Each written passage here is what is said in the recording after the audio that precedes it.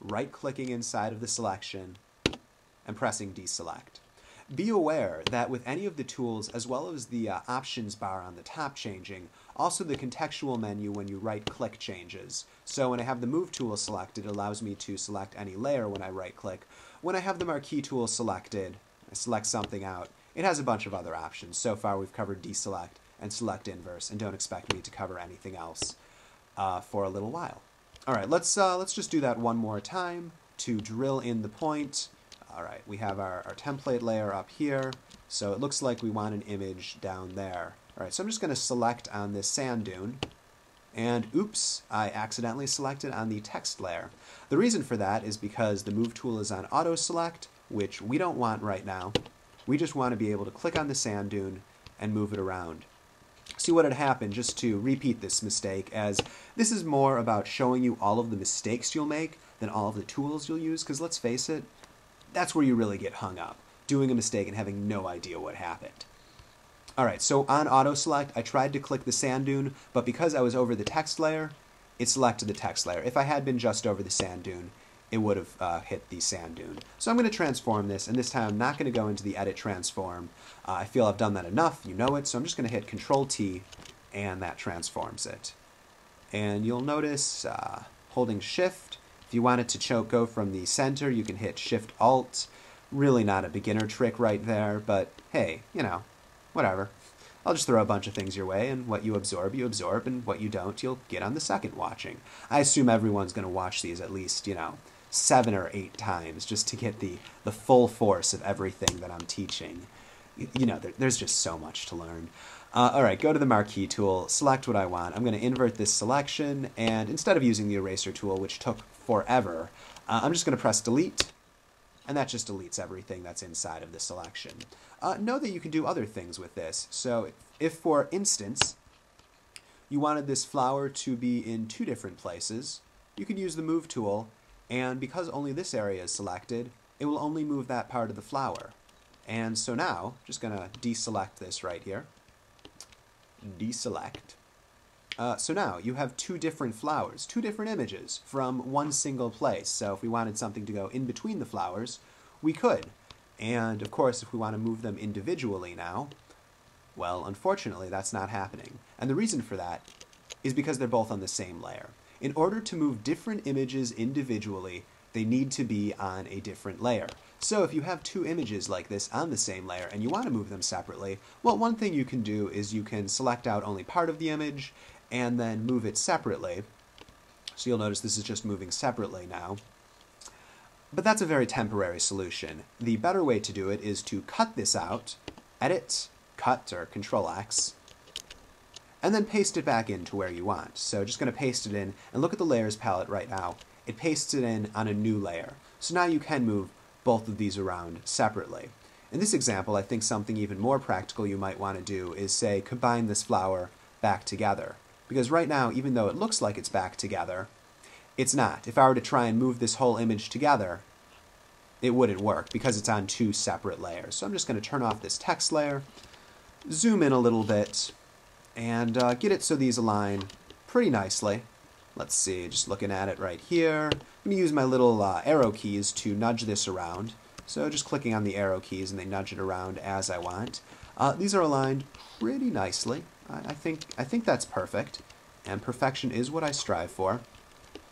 And going to click both of these layers, and I just do that as you would click any multiple things in a list. So if you shift click a couple of them, you can click multiple layers that way. You can also click and control click, or if you click and shift click, it's just ways of clicking multiple layers at once. So just click and control click again, and what I'm going to do is go into this menu up here on the layers palette. You'll notice there's a little arrow thing right here. It opens up a bunch of other options. All that we're going to worry about right here is merge layers, and that just combines them into one layer again. So despite having separated the flower, it's now back in one place. All right, before ending this session, I'm just going to add a little bit of text to the rest of this, as, clearly based on my sketch, that is what this needs. And just going to do that using the text tool. So far I've been using the text tool just by clicking and typing. Let me show you a different way to use the text tool. You can click and drag, and then everything will be created inside of a text box. So here's some type that I'm typing in order to show you that I am able to type in a box and it does things. Yeah, that's what this is going to be about. All right, Control A to select everything, Control C to copy, Control V to paste, paste, paste, paste, paste. I'm sorry, there's no lorem ipsum inside of Photoshop. You're going to have to live with it. And if you don't know what lorem ipsum is, again, don't worry about it. I mean, seriously.